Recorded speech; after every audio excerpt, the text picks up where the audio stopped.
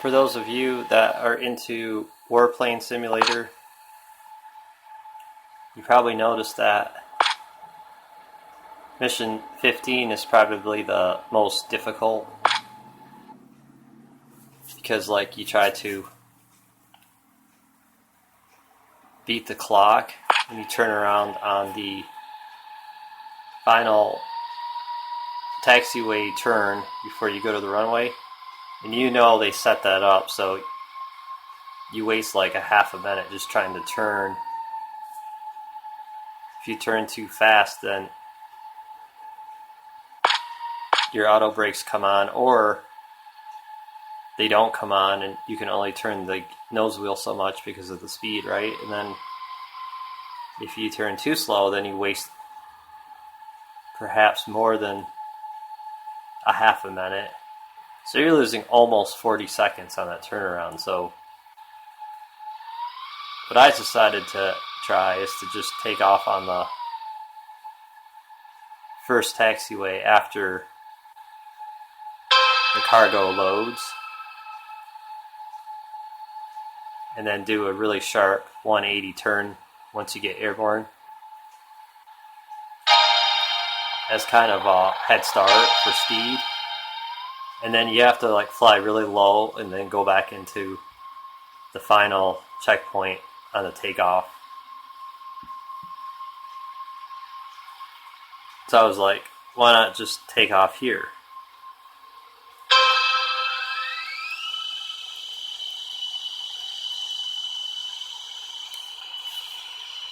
And this technique works really well because I'm left with like a whole 30 seconds of time instead of like barely making it the last couple seconds.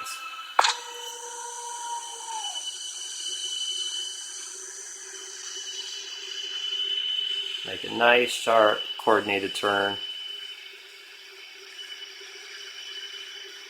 Really steep.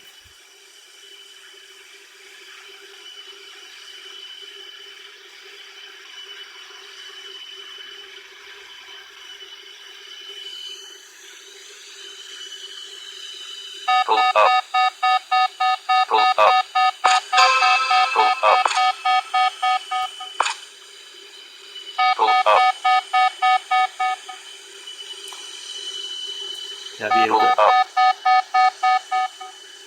Yeah, we're cruising now. I think that's a heck of a head start. Hit the mountain checkpoint at. Hit the mountain checkpoint at. Oop.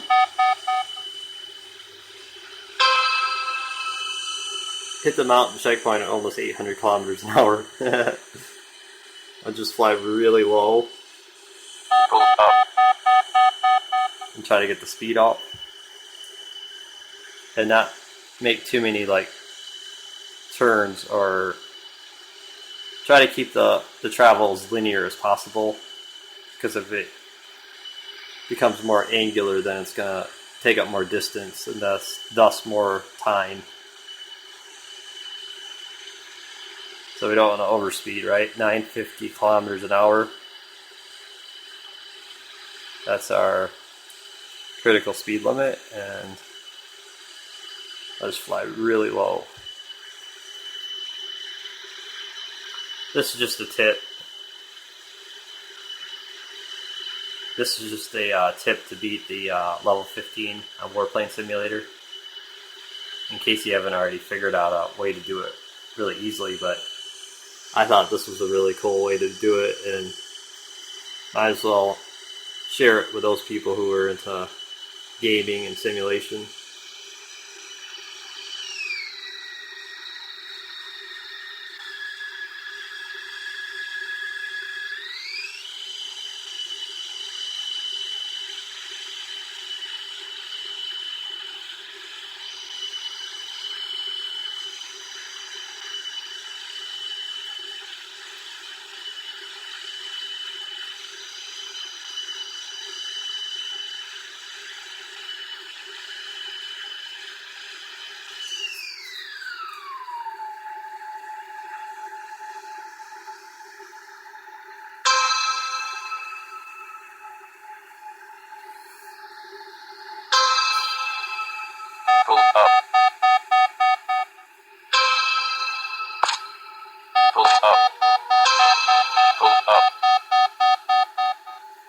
Pull up.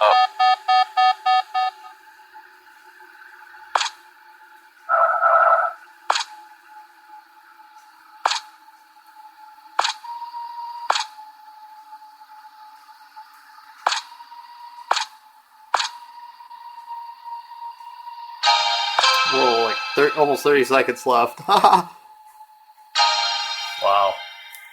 So I think that technique to get airborne on the taxiway and then just fly through the first checkpoint and then turn around steep with a speed head start and then fly really low without crashing into the runway checkpoint and then just punch it really low and fast. And also, when you take this plane back to land it, they give you that really steep turnaround. And a lot of times it's like, oh, it's pretty simple, and then people stall out when the auto flaps come and crash. Notice that. So what I decided to do is just keep the drag and the lift at maximums. So full power with full speed brakes, or just speed brakes with full power and gear down. This is what I figured, because then you're going to still have good control authority, and you'll have at least 300 kilometers or 280 with full power and full speed brakes and gear down. So I want to try that here.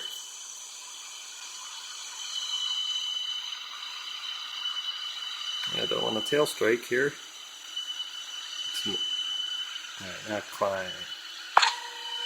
Alright, we're good.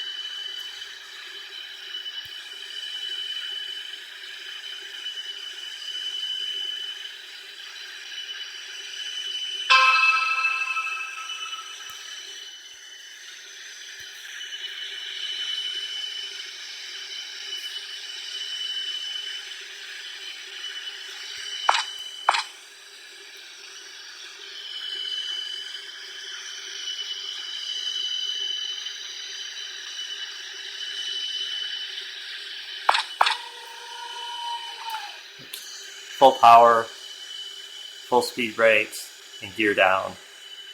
So we should be at maximum lift coefficient and maximum drag coefficient combined.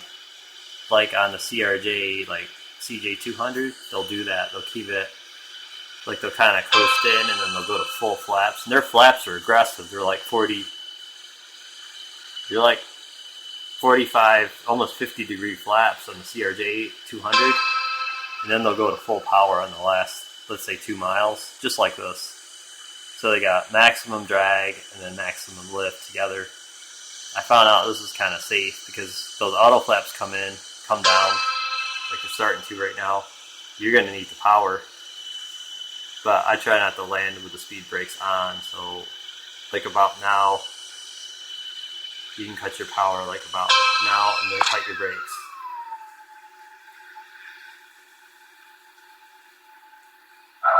Yeah, that's good. Your speed brakes on there. There we go.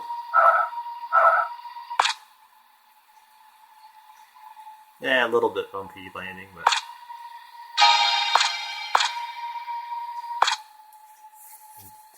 just go park it in the hangar.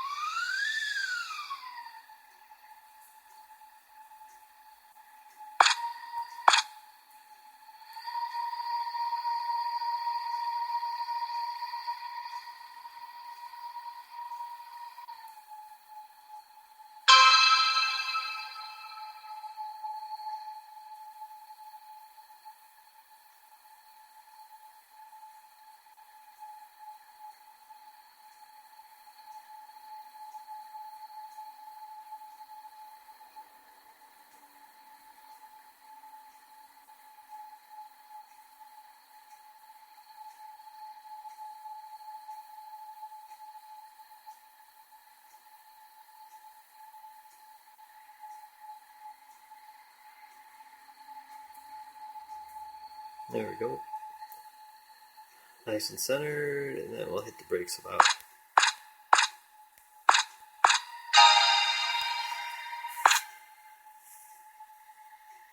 So that was a little tip. I mean, it's like 30 seconds of time left, and if you just play by the usual route, you'll barely make it. You'll have like 1 or 2, or maybe if you're really good, like maybe like 4 seconds left, but we had well over almost 30 seconds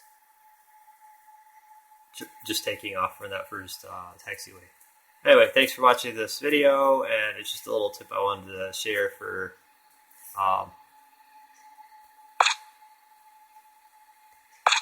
Warplane Simulator fans. And Mission 15, I think that was like the hardest one if you take the usual route. But if you like take off that taxiway and fly through the checkpoints at low altitude without crashing, then you'll have like 25 to 30 second head start. Alright, thanks for watching this video. It's January 24th, 2017.